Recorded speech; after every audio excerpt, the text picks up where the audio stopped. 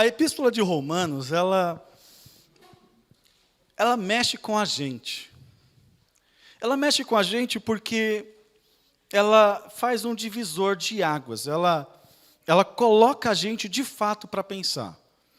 Se você quer realmente se sentir impactado, tem duas epístolas que você fala assim, eu vou ler e negócio pode acontecer comigo.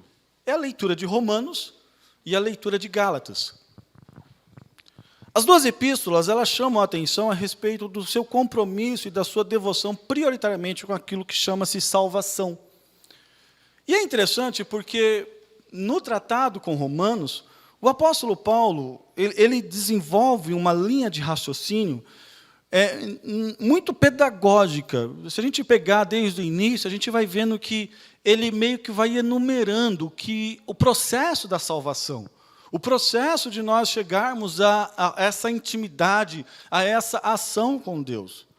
Como falamos pela manhã, ele começa salientando o pecado, depois ele vem chamando a evidência da graça de Deus, e por fim, ele chama no capítulo 5 os resultados disso tudo, as ações dessa questão. Então, quando, por exemplo, eu disse agora um pouco sobre a questão da ausência da igreja, por que me incomoda? Porque a gente começa a olhar para as Escrituras. E eu sei que, claro, nós não temos aqui que generalizar, olha, isso, um bando disso, um bando daquilo. Não, a gente entende, quinta-feira até feriado e tudo. O problema é que quando isso se torna uma sequência, se torna uma rotina. E a gente não pode dar essas desculpas, até por conta daquilo que é falado no capítulo 5. Vocês foram justificados. Vocês receberam a paz de Deus. Vocês têm a graça de Deus. Vocês foram privilegiados a ter uma experiência com Deus. Essa semana nós tivemos aí o Silvio e o Dalmerson andando de moto, e o cuidado de Deus, a maneira como que Deus protegeu, não foi bom? De ônibus, voltaram de moto, corajosas. Olha aí, Estão inteiros. A Aline pela cara, não sei. Mas o cuidado de Deus. Alguns irmãos saíram para viajar.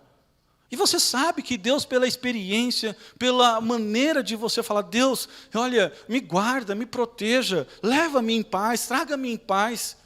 Irmãos, isso é segurança. O cuidado que Deus tem dado a cada um de nós diariamente. O salmista vai dizer, nunca vi o justo padecer o pão. De você poder falar assim, Deus, como que vai ser hoje? De novo. O peito de frango, o ovo, o arroz e o feijão, aí vem Deus e surpreende você. Hoje de manhã, eu tenho que abrir esse testemunho aqui. A gente estava em casa, a Dani nos preparou, veio para cá, cultuamos ao Senhor e viemos para casa. Quem conhece o pastor Claudemir sabe que gosta de um franguinho bem cozido. E aí alguém falou assim, vamos comer lá em casa? E eu falei, nossa, comer fora de novo, essa questão. Aí a pessoa falou assim, tem um franguinho cozido lá em casa. Opa, palavrinha mágica, vamos embora. É cuidado de Deus. Você fala, mas pastor, isso é normal. Não, é cuidado. Sabe por que é cuidado? Porque às vezes Deus surpreende a gente nos mínimos detalhes. É nas pequenas coisas que você vê a evidência do Senhor na sua vida. E aí Paulo vai chamando a atenção, e em capítulo 6, vocês venceram o pecado não mais domina a vida de vocês. E o pecado não tem mais as garras cravadas na mão, no pescoço de vocês. Vocês estão livres para viver. E aí, hoje de manhã, Paulo salientando novamente também, olha, não apenas o pecado, vocês também estão livres da lei. A lei que obrigava à perfeição, a lei que obrigava de que se não fizesse, não estaria diante de Deus. Jesus Cristo levou tudo isso para nós. Jesus Cristo garantiu tudo isso para nós, para que vocês pudessem estar bem. Então a igreja do Senhor, ela é privilegiada. A igreja do Senhor, ela é abençoada. A igreja do Senhor, ela é capacitada. Ela tem a ação, ela tem a pessoa do Espírito Santo de Deus para capacitá-la, para fazer diferença na sua vida, para que ela viva uma vida que de fato agrade ao Senhor. Mas Alguns vão chamar a atenção e falar assim, tá vendo, é isso mesmo. A lei não serve para nada, descartamos a lei. Paulo vai falar, não! Meio que parece que vai contra tudo aquilo que ele tinha dito. Mas Paulo vai buscar na essência da lei, que a lei é boa, perfeita e agradável. Ou em outras palavras, versículo 12, é santa, é justa e é boa. Paulo vai levantar e chamar a atenção de que a lei ela vem do Senhor e ela vem como uma ação de Deus para trazer ao homem a perspectiva de que, olha, pelos seus próprios méritos, pelas suas próprias forças, você jamais vai ser bom. Mas a lei vem para evidenciar que se não for Deus na sua vida, você jamais vai estar na presença dEle. Então, Paulo chama a nossa atenção nos versículos 7 ao versículo 13, com 4 situações a respeito da lei, que nós somos levados a considerar pelo seu convencimento nas nossas vidas. Primeiro, a lei serve para nos convencer a respeito do pecado. Ela revela o pecado. Que diremos, pois? É a lei pecado? De modo nenhum. Então, Paulo já começa logo descrevendo e chamando a atenção. Havia um grupo, na época do apóstolo Paulo, chamados de antinominianos, que negavam a lei em todo custo e achavam que a vida tinha que ser libertina. Por isso que você vai ver nos versículos 7, no capítulo 6 e lá no capítulo 3, Paulo sempre destacando essa expressão de modo nenhum. Que diremos, pois, permaneceremos no pecado? De maneira nenhuma. Paulo sempre vai chamar a atenção disso por conta que havia esse grupo que falava, olha, vamos viver então lavontia. Paulo, não é assim. Não é dessa maneira. Mas então, como é que acontece isso? Se você falou que nós estávamos livres da lei, que a lei agora não tem mais poder sobre as nossas vidas, que como num casamento nós rompemos com a lei, morremos para a lei, acabamos de cantar inclusive isso, que nós morremos em Cristo Jesus e automaticamente morremos para o pecado, estamos mortos para a lei, de maneira que agora como é que vai ser a vida? No capítulo 7, versículos de 1 a 3, de 1 a 6, então é nos dado a informação pelo menos de 3 diretrizes que nós precisamos considerar. A primeira delas foi pontuada de manhã, que nós estamos ligados a Cristo Jesus. E por estarmos ligados a Cristo Jesus, nós temos que evidenciar aquilo que seria o fruto conforme o Senhor Jesus Cristo. Gálatas capítulo 2, versículos 19 e 20. Vivo não mais eu, mas é Cristo que vive em mim. A expectativa que se tem, uma vez que você entendeu e compreendeu quem é Jesus Cristo na sua vida, é que você viva de uma maneira a honrá-lo, viva de uma maneira a exalar o bom cheiro, conforme diz 2 Coríntios capítulo 2, versículo 14. E conforme nós temos a evidência de Gálatas capítulo 5, versículo 22. Aqueles que estão ligados, aqueles que estão envolvidos com o Espírito Santo de Deus, com a pessoa do Senhor Jesus Cristo, vão evidenciar a obra, não, o fruto do Espírito, e não as obras da carne. Porque ele vai chamar a atenção na segunda questão, que está no versículo 5. Uma vez que você compreendeu de que, olha, você está ligado ao Senhor, então você tem que trazer os frutos para Deus, os frutos de glorificação, os frutos de santificação.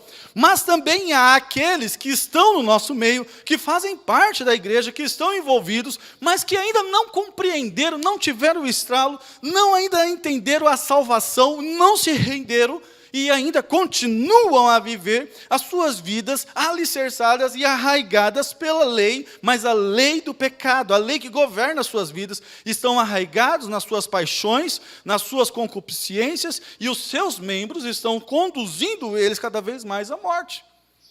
Paulo então levanta uma segunda situação. Tem um grupo que entendeu e tem um grupo que ainda permanece. Mas, versículo 6... nós estamos livres. Por quê?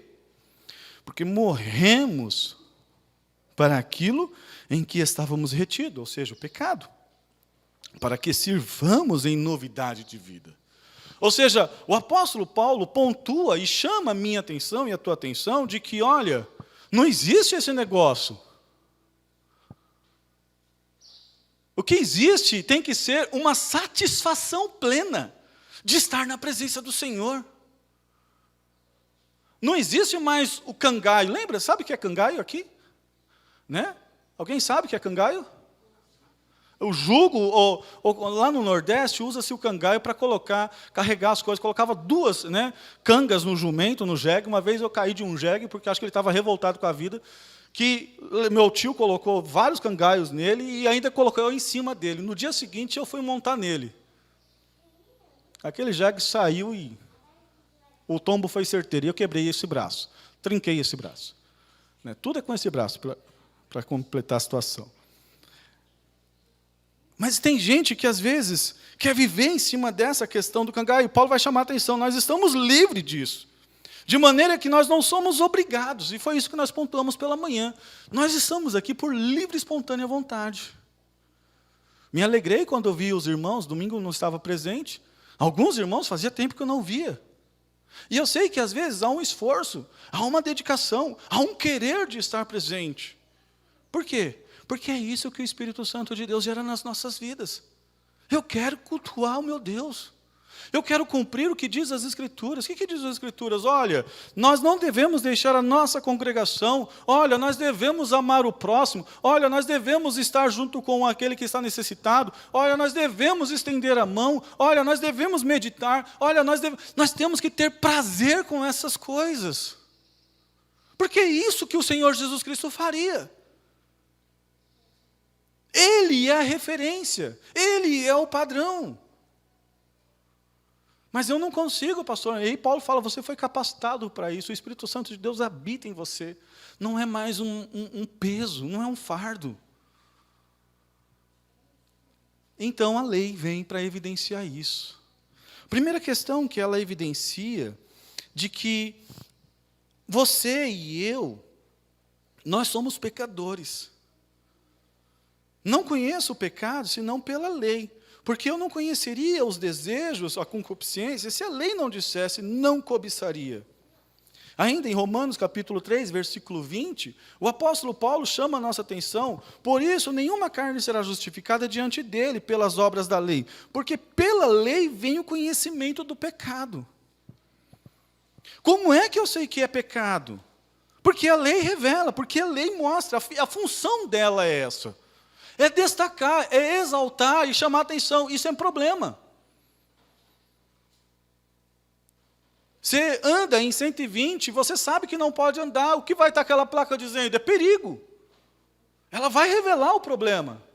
Então, a primeira característica da lei é chamar a minha atenção de que, olha, existe algo, existe uma situação, existe uma complicação logo à frente. Ela revela o pecado em minha vida. Mas Paulo vai chamar a atenção, como é que eu sei que é pecado? Porque a lei diz, não cobiçarás. Qual a nossa primeira tendência? Quando a serpente chegou para Eva e falou assim, olha, tem uma árvore bonita, lá no meio do jardim. Sabia? Eu sei que tem uma árvore lá. Então, aquela árvore é bonita, tem um fruto gostoso. Você já comeu? A serpente, ela usa da astúcia e vai conduzindo Eva, de maneira que vai despertando nela o desejo, a vontade e o querer de comer aquele fruto. O desejo acaba revelando algo que está nela. Então a lei serve para revelar o pecado em mim. E uma vez esse pecado revelado, versículo 8, mas o pecado, tomando ocasião pelo mandamento, despertou em mim todo desejo, de maneira que eu fico desenfreado, de maneira que eu fico, com a palavra, uma vontade doida de querer fazer, uma vontade doida de querer isso. Essa é a ideia da concupiscência. É um desejo desenfreado. Você não consegue controlar. Você passa por cima de tudo e de todos. É como Tiago chama a atenção, é um pequeno problema, um pequeno momento, é um elo da corrente que você acaba quebrando. E você, quando pensa que não, vem o desejo, depois do desejo vem a ação, e depois da ação vem a morte. A lei vai despertar que existe algo dentro de você, chamado pecado, E que qualquer erupção, em qualquer motivação, você vai cair. Então Paulo chama atenção, descrevendo exatamente isso. Olha, se não houvesse lei, né, eu estava morto o pecado não tem. Então quem evidenciou isso? Quem mostrou que existe esse problema? Foi a lei. Foram os mandamentos.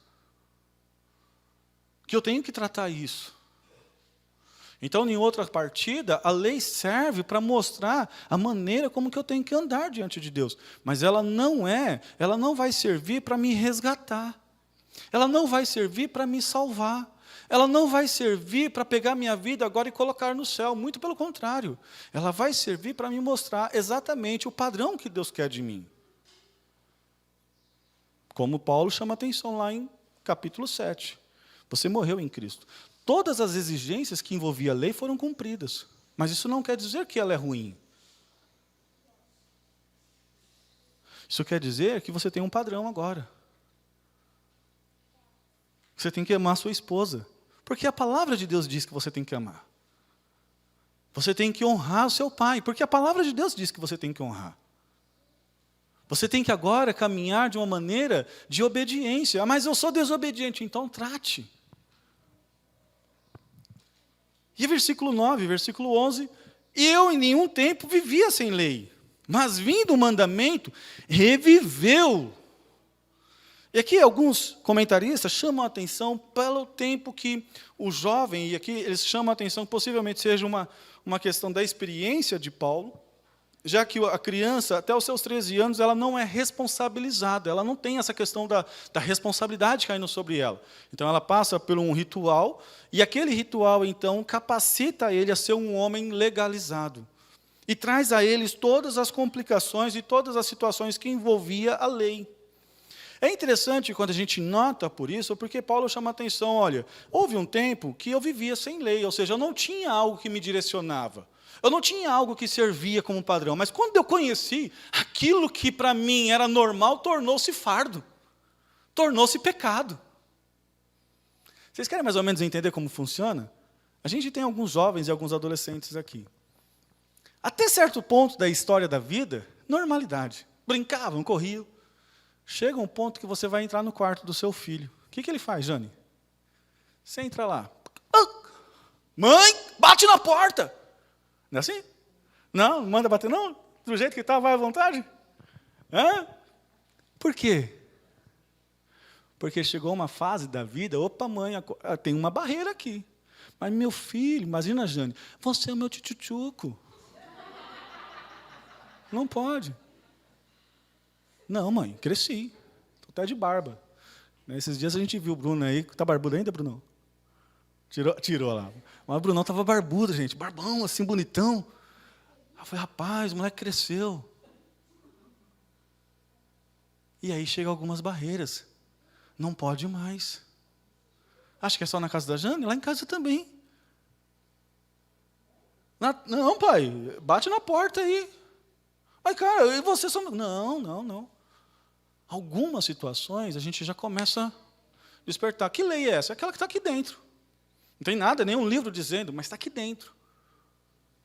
A gente precisa tomar cuidado. Paulo, então, descreve isso para a gente. Olha, eu vivia sem lei, então não tinha problema. Mas quando eu comecei a ter problema, comecei a ter conhecimento, vindo o mandamento, reviveu o pecado, acendeu algo dentro de mim e eu morri. Então ele chama a atenção para a revelação que a lei faz, ele chama atenção para o despertamento que a lei traz, mas ele chama atenção para a complicação que a lei traz para as nossas vidas.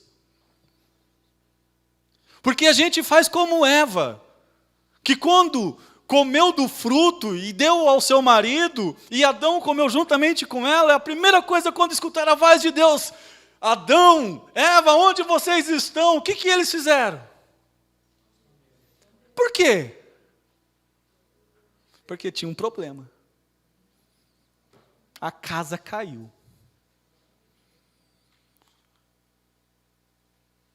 É assim. O problema foi evidenciado. Morri. Porque o pecado, tomando ocasião pelo mandamento, me enganou. E por ele me matou. Eu sempre brinco aqui, eu falo assim, o pecado é algo gostoso, não é?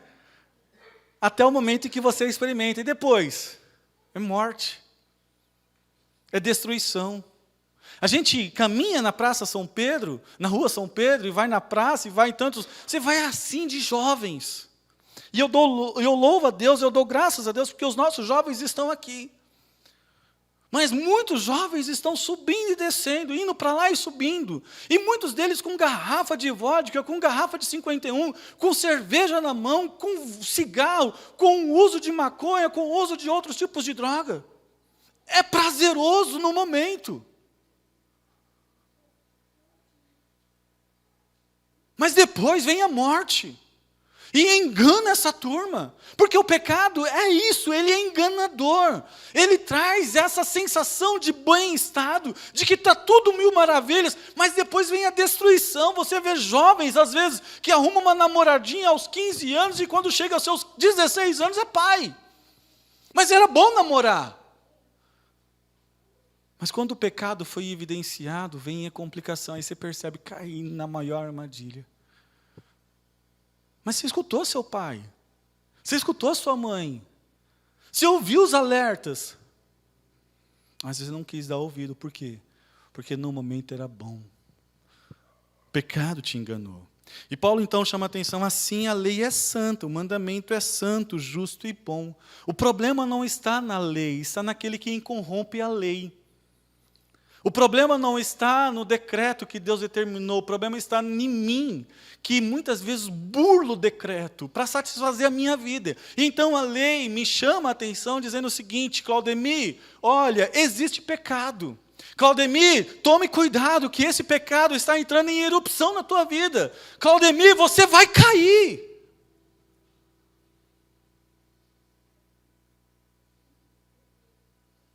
A gente precisa entender isso. E compreender que ela serve de alerta para as nossas vidas. E os salmistas, muitas vezes, chamaram a atenção disso quando escreveram os salmos, principalmente alertando sobre as questões que envolviam a lei. Guardei a tua lei no meu coração, a tua palavra no meu coração, para eu não pecar contra ti. Qual é o parâmetro que vai me dar garantia de eu caminhar numa vida que agrade ao Senhor? É a palavra de Deus, colocada no coração. Só que outrora, a gente tinha aquele fardo pesado. Eu não aguento, Senhor, carregar tudo isso. Aí sabe o que Jesus Cristo veio e fez? Ele veio e sacrificou-se por você. Para que você pudesse ter condições de fazer. Hoje é fácil. Porque além de Cristo Jesus, eu tenho o Espírito Santo de Deus que me capacita. E me faz uma questão muito importante. Não me deixa vivenciar uma vida de obrigatoriedade. Eu me lembro quando criança, meus tios evangélicos naquela ocasião, e ontem a gente foi no aniversário da Manu, e aí perguntaram: Manu, você quer orar? E ela disse: sim, eu quero orar. Fechou a mãozinha assim, foi lá e orou. Se você perguntasse para mim e para alguns primos meus, quando nós tínhamos os nossos 6 anos de idade, se nós queríamos orar, todo mundo saía igual rato correndo. E ninguém queria saber disso. Sabe por quê? Porque era obrigatório. Se não orasse, não tinha bênção do Senhor. Se não orasse, não tinha isso. Se não fizesse isso, não tinha aquilo. Aí vem Cristo, quando você conhece o que Cristo fez, e Cristo tira isso. De maneira que te traz prazer estar na presença dEle. Te traz satisfação. Te traz alegria. E você começa a olhar para a tua vida e você começa a ver os privilégios que você acaba tendo, mesmo não merecendo. E você começa a ter mais alegria ainda de chamar a atenção e falar: Deus, eu quero te louvar para todo sempre da minha vida. É isso que a lei vai evidenciar. Ela vai evidenciar que sim, existe um problema. E esse problema, se você não tomar conta, ele vai te atrapalhar a tua vida. Versículo 12 e 13, assim a lei é santa, o mandamento é santo, justo e bom. Logo, tornou-se-me bom em morte? Não. Mas o pecado, para que se mostrasse pecado, operou em minha morte, pelo bem, a fim de que pelo mandamento do o pecado se fizesse excessivamente maligno. Entre outras palavras, existe o pecado aqui dentro. E cada vez que eu dou oportunidade para ele, ele vai se levantar. Você não é cativo dele. Você não é cativo da lei que te obriga a ser perfeito. Você é livre. E na tua liberdade, você pode viver uma vida na proximidade com a pessoa do Senhor Jesus Cristo. Mas que fique muito claro, o pecado está aí. E se você e eu, nós não atentarmos, se você e eu, nós não vigiarmos, nós vamos cair sempre. Nos versículos 14 aos versículos 25, o apóstolo Paulo então vai falar dessa luta. Ele vai chamar a atenção dessa crise a respeito que nós temos no dia a dia, como ser humano, como homem, como mulher. E assim chama a atenção, porque bem sabemos que a lei é espiritual. Por que ela é espiritual? Porque ela vem de Deus. Ela é divina. Mas qual é o problema? Verso 14. Sou eu. Eu sou carnal. Eu estou debaixo do pecado. A lei mostra para mim aonde está o problema. A lei mostra para mim aonde eu preciso me ajustar, mas o problema não está na lei, o problema está em mim.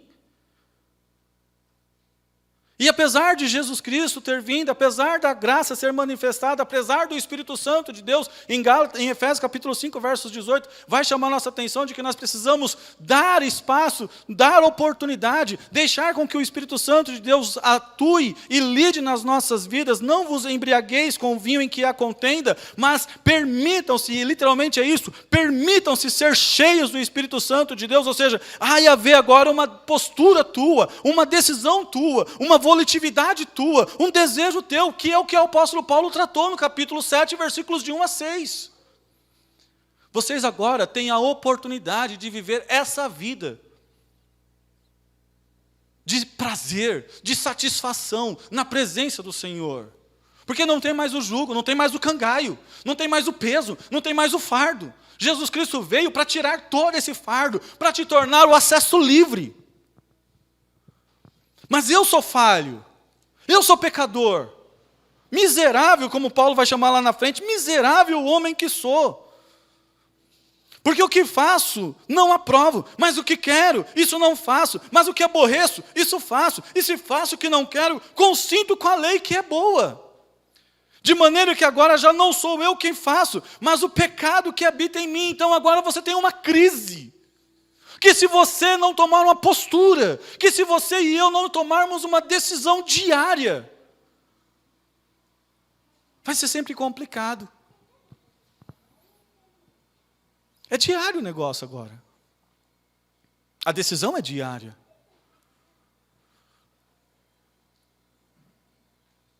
Nem sempre o pastor Claudemir tem vontade de estar aqui no púlpito pregando. Qual a decisão que tem que ser tomada? Deus, eu não estou lá por causa dos meus irmãos, ainda que eu tenha prazer de estar na presença deles. Gosto disso. Mas eu estou lá por causa do Senhor Jesus. Tem que haver uma luta. Tem dias que o Dalmerson não vai ser o marido perfeito. E aí ele olha para a Aline e fala, meu Deus, me ajuda mais essa mulher. Como o Senhor amou a igreja. E Deus vai capacitá-lo. E a Aline vai falar, nossa, o Dalmerson hoje está virado no giraia. Né? Gostou da ideia? De maneira que essa volatilidade, este desejo começa a mudar e a transformar as nossas vidas, mas partam do princípio que o problema está aqui dentro. Ou você começa a entender, e é aquilo que Paulo chama a atenção, eu estava conversando com meu cunhado hoje de manhã, eu falei, Nilton, o que me chamou a atenção no versículo 4 é que assim, a gente tem uma postura muito clara, paulina, muito clara, uma questão muito próxima, de maneira que Paulo chama assim, meus irmãos, também vós estáis mortos para a lei, pelo corpo de Cristo, para que sejais doutro, ou seja, vocês agora têm o privilégio de pertencerem a Cristo, daquele que ressuscitou dentre os mortos, a fim de que demos fruto para Deus.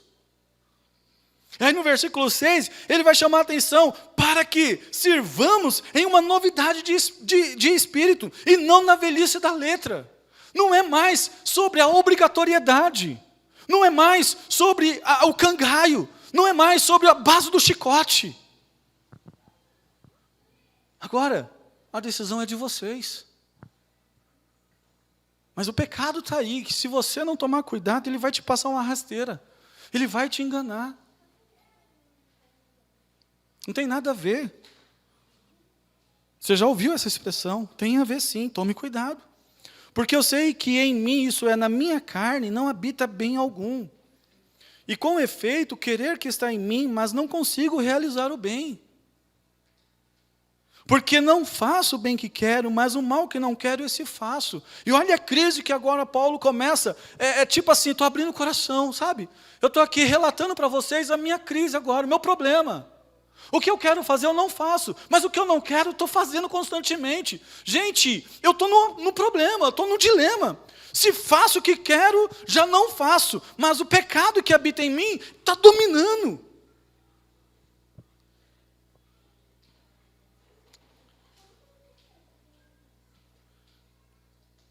Acho que está esta lei em mim, que quando quero fazer o bem, o mal está comigo. Porque segundo o homem interior, eu tenho prazer na lei de Deus. Mas vejo nos meus membros outra lei, que batalha contra a lei do meu entendimento, e me prende debaixo da lei do pecado, que está nos meus membros. Abra a Bíblia lá em Gálatas capítulo 5, versículos 16 e 17. E você vai ver bem isso, muito claro, muito pautado para ele. Digo, porém, andai em espírito, e não cumprireis os desejos da carne. É assim, né? Porque a carne cobiça contra o espírito, e o espírito contra a carne. Perceba agora a crise que você e eu estamos vivenciando. Se você se identificou, bem-vindo ao clube. O que quero fazer, não faço. Mas aquilo que não quero fazer, todos os dias eu estou caindo. E luto diariamente.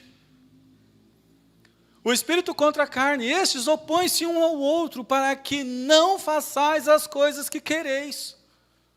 Então agora, uma vez que você conheceu Jesus Cristo, uma vez que você tem essa liberdade nele, uma vez que você tem essa volatilidade agora escancarada para você ser uma pessoa entregue nas mãos de Deus, você precisa entender o seguinte: não é porque você é salvo, não é porque você é cristão, que você está sem o pecado. O pecado está aí ainda. Isso só vai ser resolvido no céu. Mas, entretanto, todavia, porém, o Senhor Deus te deu o Espírito Santo.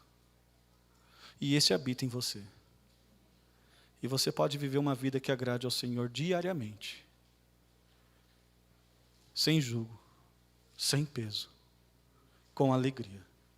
Porque é isso que ele vai chamar a atenção. Veja lá. Versículo 18. Mas se sois guiados pelo Espírito, não está mais debaixo da lei. Então a lei serviu apenas para evidenciar. Mas quem vai mudar a minha vida é o Espírito de Deus que habita em mim. É Ele que vai transformar o meu caráter. E aí perceba no versículo 19 e 20. Porque as obras da carne são manifestadas, as quais são adultério, fornicação, impureza, lascívia, idolatria, feitiçaria, inimizades, contendas, ciúmes, iras, pelejas, dissensões, heresias, invejas, homicídios, bebedices, glutonarias e coisas semelhantes a essas, as quais das cercas de antemão vos declaro, como também já antes disse, que os que cometem tais coisas não herdarão o reino de Deus. Por que não herdarão? Porque não pertence, não tem o Espírito, não fazem parte. Não fazem parte. Por isso que a concordância do capítulo 7 é muito clara, chamando a atenção para todo o enredo que ele desenvolveu. Se você lembrar do que nós falamos no capítulo 6, você vai perceber mais claro ainda. Você recebeu o Espírito de Deus para viver essa novidade. Você recebeu o Espírito de Deus para ser diferente. E como nós afirmamos pela manhã, para ser o sal de terra, o sal na terra e a luz deste mundo. Você recebeu a ação do Senhor Jesus Cristo sobre a sua vida para você ser diferente, para de fato a sua vida brilhar.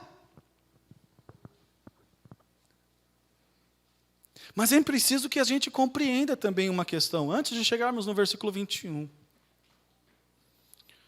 Mas vejo nos meus membros, verso 23 de Romanos, outra lei que batalha contra a lei do meu entendimento e me prende debaixo da lei do pecado que está nos meus membros. Perceba como que o apóstolo Paulo se coloca. Miserável homem que sou, quem me livrará do corpo dessa morte? Quem é que me livra do Claudemir perverso? Do Claudemir que só Daniela conhece, e Natan, Henrique e Rafael.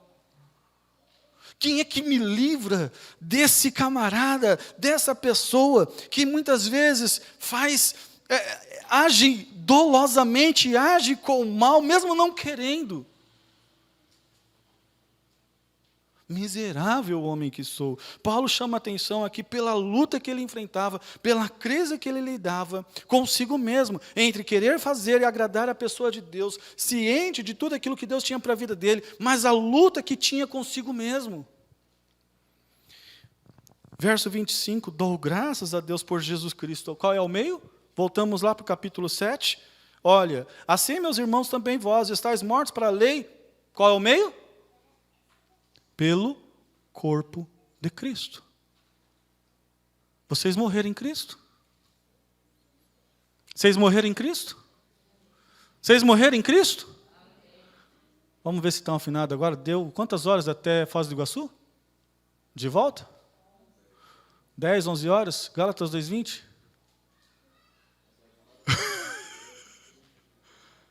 Vivo não mais eu. Vivo não mais eu. Vocês morreram? Em Cristo? Morremos. Não somos mais nós que vivemos. Mas dou graças a Deus que por meio de Cristo, pelo acesso de Cristo, Jesus nosso Senhor, assim que eu mesmo com entendimento sirvo a lei de Deus, mas com a carne a lei do pecado. Eu dou graças a Deus porque agora eu tenho o privilégio de estar na presença de Deus, vencendo as minhas lutas, vencendo os meus dilemas e frutificando. Gálatas capítulo 5, versículo 22, veja lá. Mas o fruto do Espírito é amor, gozo, paz, longanimidade, benignidade, bondade, fé, mansidão e temperança. É isso que o apóstolo Paulo, inclusive, chama a atenção em Efésios capítulo 2, versículo 10. Veja lá, Efésios 2, 10. Porque somos feitura sua, criados em Cristo, para as boas obras, os quais Deus preparou, para que andássemos nela. Criados em Cristo, para refletir o caráter de Cristo, para evidenciar o bom cheiro de Cristo, para fazer a diferença. Sabe por quê? Porque apesar de todo o homem pecador que eu sou, vem Deus e faz o maior milagre de todos. Ele faz Cristo habitar na minha vida. E quando Jesus Cristo vive em mim, eu posso viver uma vida que agrade a pessoa de Deus. Quando Jesus Cristo vive na sua plenitude na minha vida, eu não tenho que me preocupar, porque eu sei que Ele vai me capacitar. Vai haver lutas? Com certeza vai. Vai ter dias que vai ser difícil? Puxa vida, isso vai. Mas você já é um vencedor. Por isso que Romanos capítulo 8, eu não vou pregar Romanos todo hoje, pode ficar tranquilo. Mas a gente só vai concluir com esse texto. Romanos 8:1. Portanto,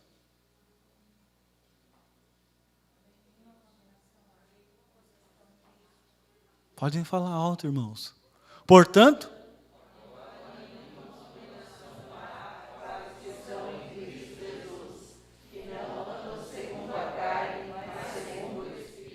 porque quem anda segundo a carne pertence a Cristo. Por isso que sempre a gente precisa olhar para nós. A avaliação é muito clara. Vejam prudentemente, Paulo vai dizer em Efésios, como que vocês estão andando.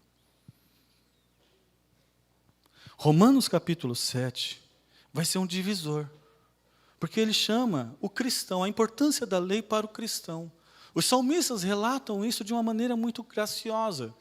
Mas é Paulo que vai chamar a atenção nossa dizendo o seguinte: olha, vocês receberam tudo para viver uma vida que agrade ao Senhor. Quer ser um bom esposo? Viva Cristo. Quer ser uma boa esposa? Viva Cristo. Quer ser um bom filho, uma boa filha? Viva Cristo. Quer ser um bom e excelente adorador? Viva Jesus Cristo. Deixa Jesus Cristo viver na tua vida. Apesar da tua falha, apesar de quem você é, Jesus Cristo veio para te tornar acessível ao trono da graça. Ele veio para transformar a tua vida. E Ele vai fazer isso. Uma vez que você creu, uma vez que você confiou, Ele vai fazer isso. Porque Ele já mostrou, na prática, que Ele fez isso. Nós vemos lá, capítulo 4 de Romanos, Paulo evidenciando a vida de Abraão. Foi um processo? Foi. Abraão chegou aonde tinha que chegar? Chegou. Quem capacitou? Deus. Você vai chegar aonde Deus quer? Vai. Sabe por quê? Porque Deus vai te capacitar. Amém?